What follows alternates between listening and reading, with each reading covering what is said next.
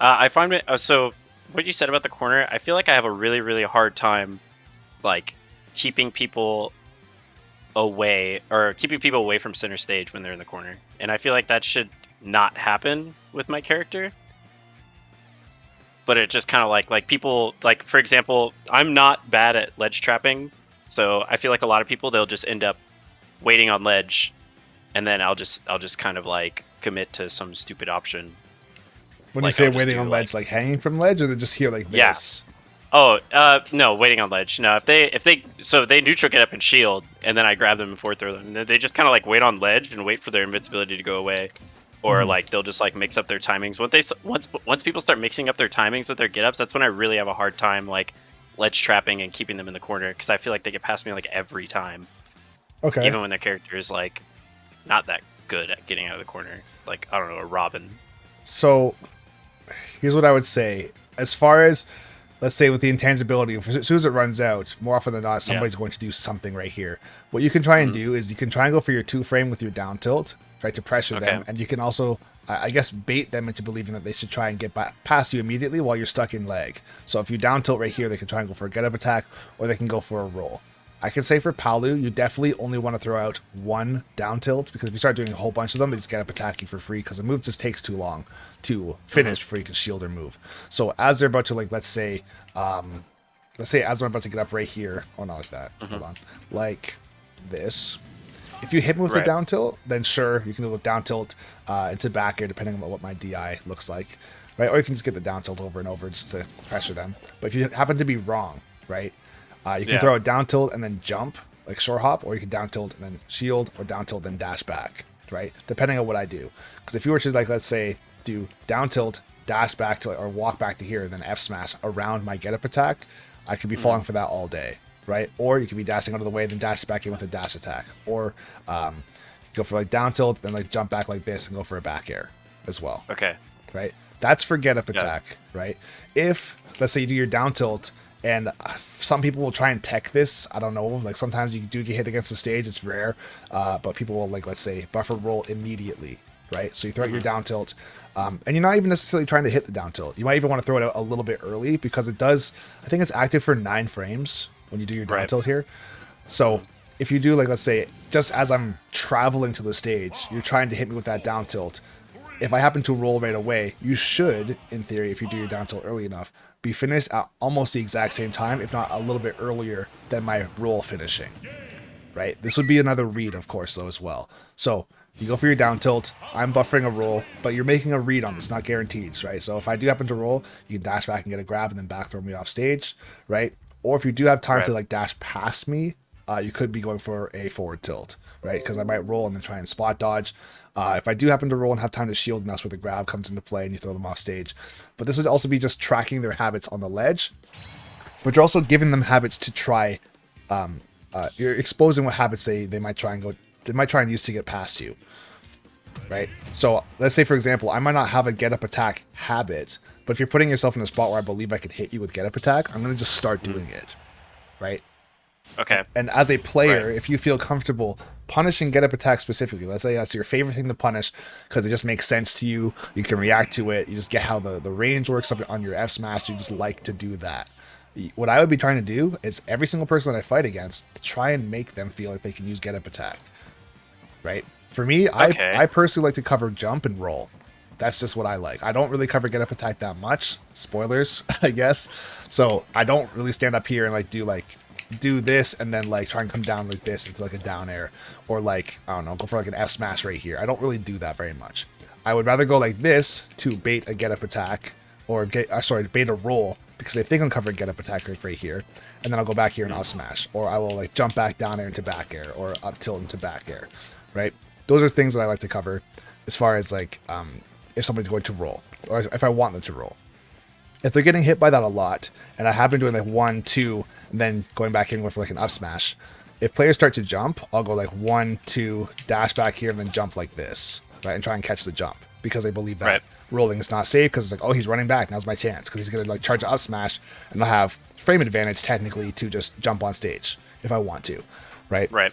So these are the things that I want to do, and that's just personal. To say that Palu couldn't do that, it's not even true. Like, you can cover whatever you want, So this is the critical thinking aspect of yourself to say, can I track what somebody is doing versus, or not even versus, but also can I make them do what I want them to do so I can play the game that I want to play? Right? Okay. That's what you want to do.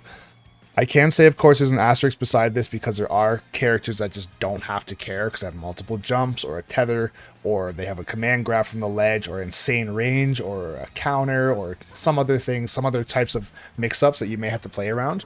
But even then, it's sometimes even better to say, like, if someone has an insanely strong counter, someone like Sephiroth or Arsene, if they are gravitating towards like get up counter, then you can still play around that. That could be charging smash attacks.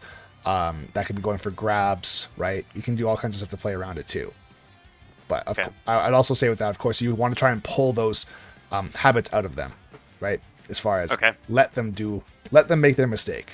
Let them roll, let them do their jump, let them do get up attack, let them use their counter, and then say, okay, I know how to punish this, and I'm going to try and replicate the situation over and over again, and hopefully win because of that. Okay, makes sense. Okay. Yeah, I definitely think I for the most part, like when I play, I'm mostly just trying to like read what people are doing right then and just trying to figure out what they're like, trying to read what they're doing right at that moment. But I haven't really thought about trying to get them to do what I want them to do all that much. Yeah, this is basically where the idea of imposing your will comes from, where it's like you're fighting someone and they should feel, if they don't know who you are, then maybe they won't feel intimidated or scared of your character or scared of you because like, oh, this is like a top player in my region, like I'm fighting a Tweak or a Riddles or something like that, where it's like I just already know I'm supposed to lose, so I'm scared immediately.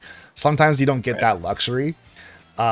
But if your timing is really good with what you're going for and you're calling them out on all kinds of stuff, they have a certain level of doubt that comes over them where it's like, I don't know what I'm supposed to do. I'm just going to get up and I'm going to shield and hope I don't die.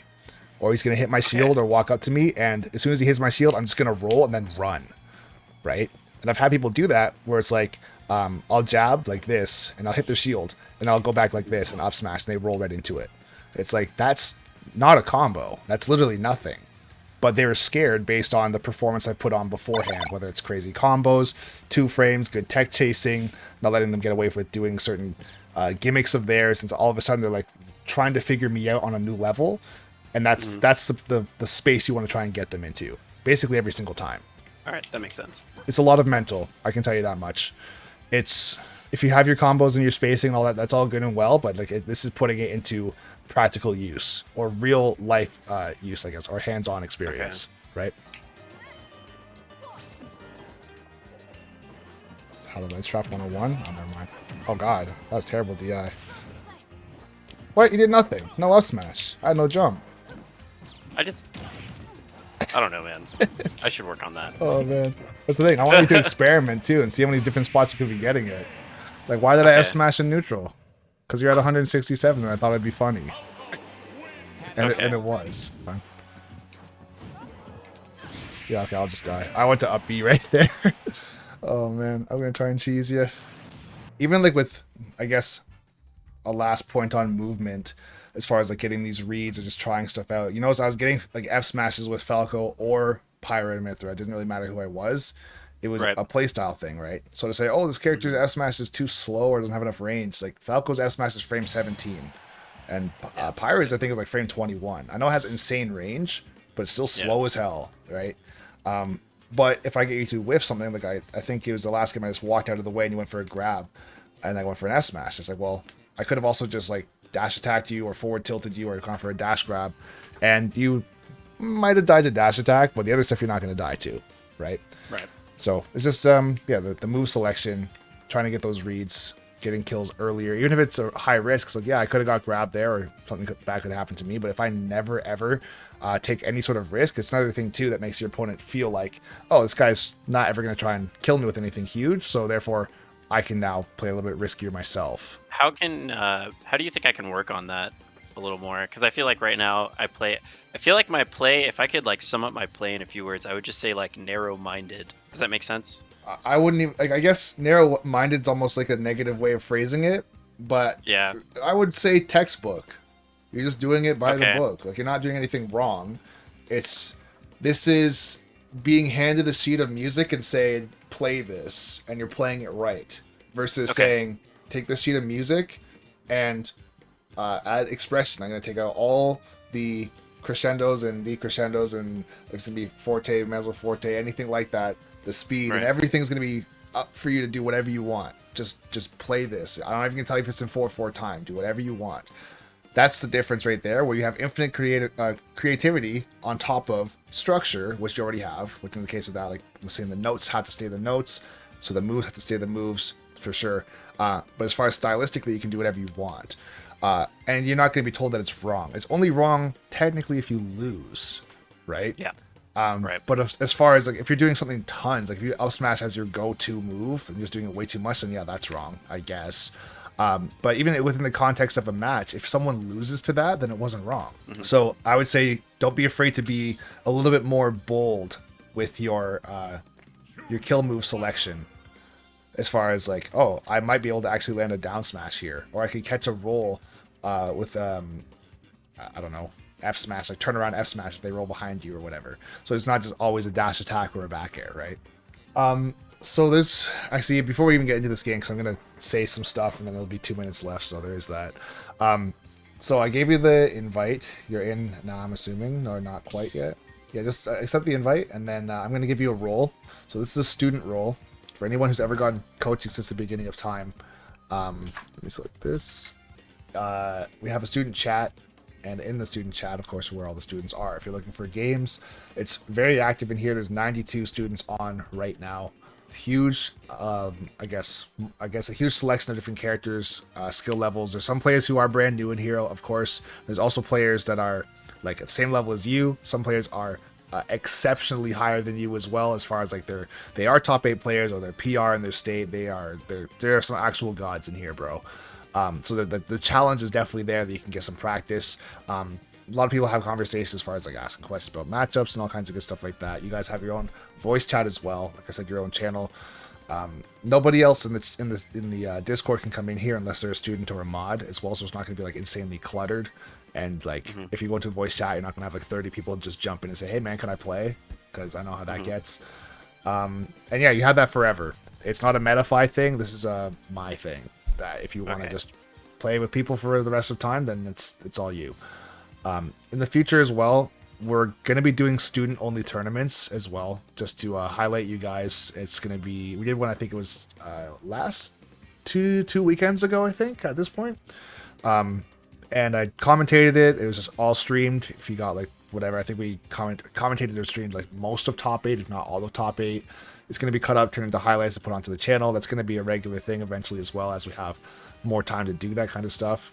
There's a chance to show off, get some clips, get on stream. I think the last stream we had like 70 viewers when we were doing like winners, finals, and grands and all that good stuff.